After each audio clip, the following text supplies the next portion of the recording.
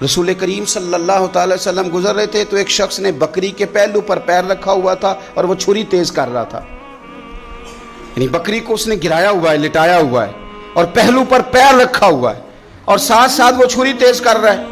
تو نبی پاک صلی اللہ تعالی علیہ وسلم نے کیا خوبصورت بات ارشاد فرمائی۔ حضور علیہ السلام فرمانے لگے تم اسے دو موتیں دینا چاہتے ہو، دوہری تکلیف میں گویا تم مبتلا کرنا چاہتے ہو، اس کے سامنے ہی تم چھریاں تیز کر رہے۔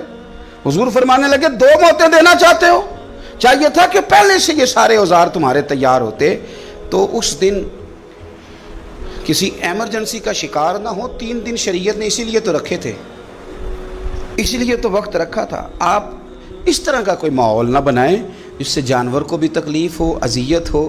میں نے کہا کہ میرے کریم فرماتے ہیں رب نے ہر چیز پر احسان کرنا فرض کیا ہے۔ اچھے طریقے سے ذبح کریں، چھری کو تیز کریں، جانور کو آرام پہنچائیں۔